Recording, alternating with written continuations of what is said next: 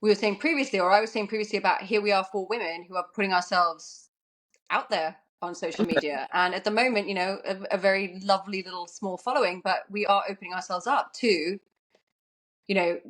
criticism and, scrutiny. Yeah. So basically, do we think, because we existed pre-social media, We did. we had this lovely teenage sort of very early 20s where social media wasn't anything like it was today. Wasn't prevalent at all.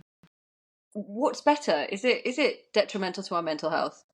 See, I find social media to be a really double-edged sword. So it's great for so many different things, for connecting with people, for keeping in touch with people that you don't see every day, and you might not text or call, but like you see them upload their photos and you might message each other, and like it's great for that kind of thing, and connecting with new people and like sharing ideas. And it is so amazing what it can be used for.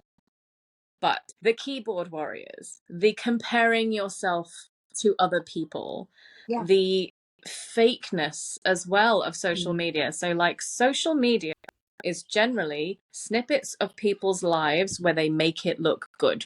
Mm-hmm. Everyone looks at that. Well, not everyone, but generally you look at someone's page and you think, oh God, their life looks so good.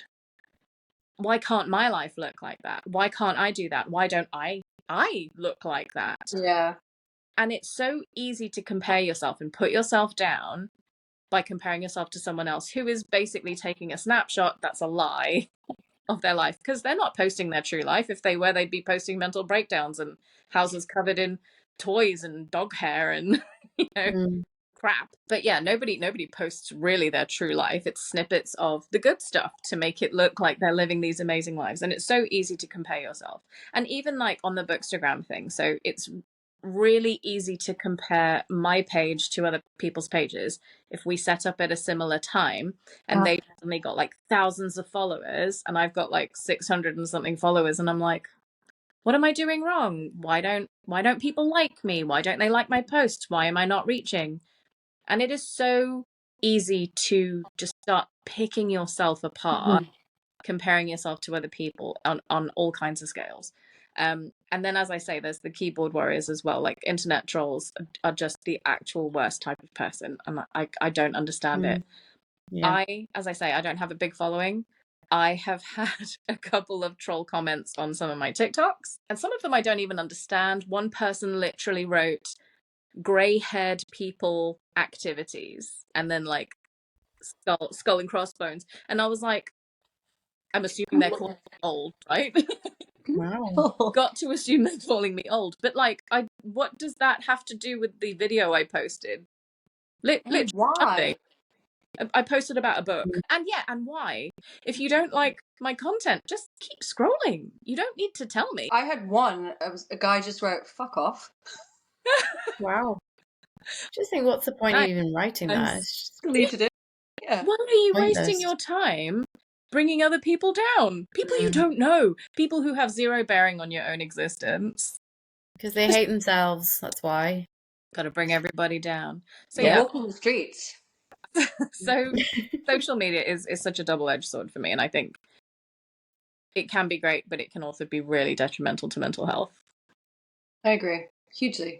I think we're in a good position given that we can remember life pre-social media. So I think sometimes I might go on and, there's people I follow, or there's, friends from way back, and, you post the small snapshot of your life. And the inclination is to go sort of like, oh, like, they seem to be killing it and I'm dying today. But because I can kind of remember, maybe it's being 40 or being older, more mature, that I can remember life before that. I sort of look at it with more of a realistic lens of, they might have been having a really bad day that day and they've posted this picture of themselves and it's making themselves feel better, and who am I to judge? Like, but I think you go sort of like 10 years below us and it maybe is more detrimental, I think, or we're just more clued up or more. I agree with all of that. I don't worry so much about myself and social media because I sort of feel like I understand. I'm in the game. Like, I get it. I understand the rules. And maybe that's because we didn't have it growing up, because there are photos in photo albums that I own that if they were on social media, Our teenage years would be very different. it would have been very different. But then again, I think the difference between our generation and the one coming behind us is our version of social media is like a bit like what Sarah said, right? Like it's a snapshot of our lives, and it's oftentimes the good bit. Like I'm not posting when my daughter, has had a punami, and although that would have been hilarious, changing my daughter in the back of a car outside of a pub because she's like literally covered in her own feces. Which real story happened recently. Thank you. 2 weeks ago. I can never go back to that pub now. But we kind of get it, right? Like none of us, I think we look at our friends and we go, yeah, I bet she was, tearing her hair out 5 minutes before that kid was suddenly like the angelic little, most of the pictures that I have of Mia that are lovely, she's literally just come out of some horrific like atomic meltdown. And I think a lot of those pictures and comments we post because we just want to remember that moment, or we want to share that moment with friends. The generation that's coming behind, which I really worry about, is they're defining their worth via these social platforms and likes and posts. And I remember someone telling me that they did a focus group. So I obviously work in marketing, and they did a focus group with Coke, and they had a bunch of like 12, 13, 14-year-olds who were saying that if they don't get 100 likes on a post within an hour, they delete the post. You said like. Oh, really? I don't think I've ever had 100 likes on any like, do you know what I mean? It's like, what? Lucky to get 8.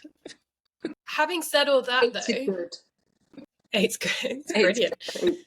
Having said all that, and I think, Alicia, I'd be keen to hear your thoughts on this as well. So given my role, potential new role, X role, when we started this process of the Part 2 book club, I did have a massive pause moment where I started to think, would the content that we were talking about sharing, aka this content, be detrimental to finding another role?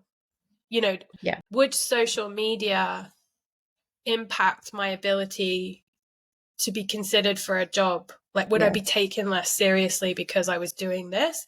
And I had to really check myself, because I was like, I'm not trying to recruit people to ISIS. I'm talking about perimenopause with my friends, and I'm reading books. Like, in what world would that be offensive or detrimental? But because social media is the way it is, I did pause. So I worry in particular for the Lottie, Millie, Eliza generation, if I'm very honest. I worry less for them, because I think that they're growing up, and I don't know what you'd say about Mills at school as well, but social media and its trappings are taught really heavily in schools from a really young age. I feel like they're growing up with it, but they're growing up with it with 10 years of sort of knowledge and experience that people can. I'm still very, very fearful. I think that the level of the degree of technical ability that our children have versus what we had going into this is so much higher. They're a lot more intelligent using social media, CapCut, to even the degree that I don't think schools actually know how to nip it in the bud. I think it's down to parenting genuinely, and down to us having to police and understand it ourselves, and actually hopefully they learn through that. I get what you're saying with that they have lived with it, but I think there's so much more out there that I think is detrimental. I don't see it as I would very happily remove it if we could from their lives. And I don't say that lightly. I've thought about this, and I think we've had that time where you've had creative play. You go outside, you play with your friends. The times when I've taken the iPads away, or Millie's is broken, she's sitting there making bracelets, you know, and I know you can use it obviously creatively with, you know, and the videos, and you know, I do that.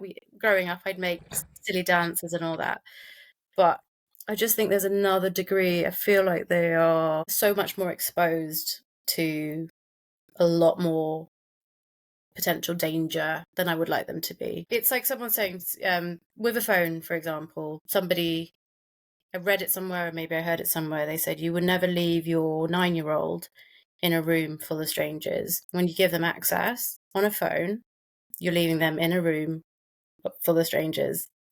And you can cut the access, or you can put them in a separate room. But the reality is you don't have they can go on the internet, they can go onto YouTube. That's my worry, is them being exposed to things that they shouldn't be exposed to at that age. And when they didn't have the access to the internet, when we didn't have the access to the internet, at least we had the, you know, just the naivety and actually the youthfulness that I think is getting lost.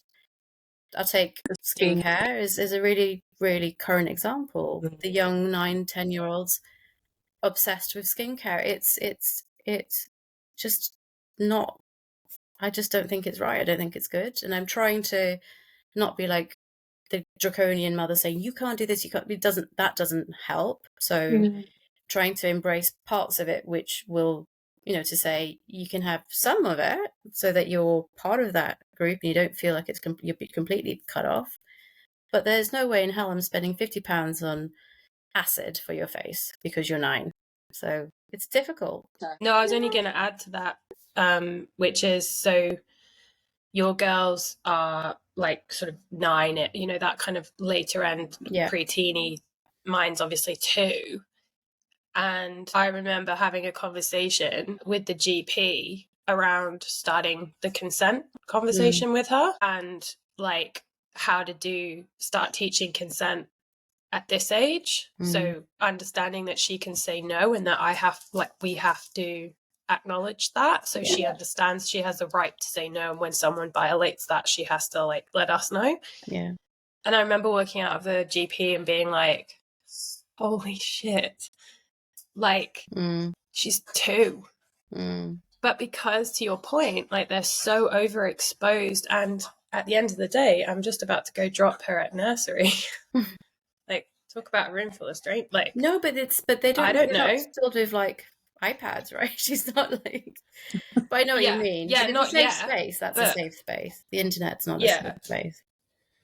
No, but like, I think there's consent on your body, and then there's equal consent in the social media world as well. Like, you have to say no when things, you're seeing things that you don't want to see or shouldn't see, and all that kind of stuff. But it's crazy, like, to think about that stuff now. Yeah. So do we think social media good or bad for mental health? Terrible. Awful. Tool for other stuff. It's also an echo chamber. That's the problem I have with social media, right? And people don't necessarily understand the game. I'm obviously in marketing, so I can kind of understand. I mean, I can fill my feed with the right content because I know how it works. But the problem is like that not everyone knows how to do that. So not everyone knows how to fill your feed with positive content and real people and all of that kind of stuff. So, and if you go down the rabbit hole, it is just an echo chamber. It's just people, lots and lots of people saying the exact same thing over and over again until you believe it's true. Yeah.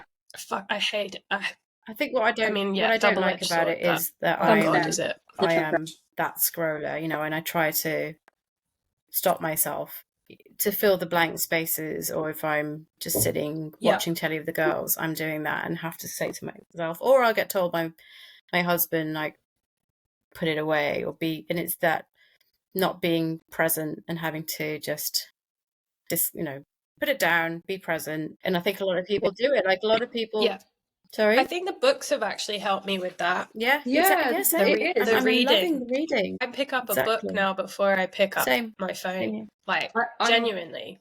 I'm listening to Bride in the car instead of listening to Taylor Swift, you know.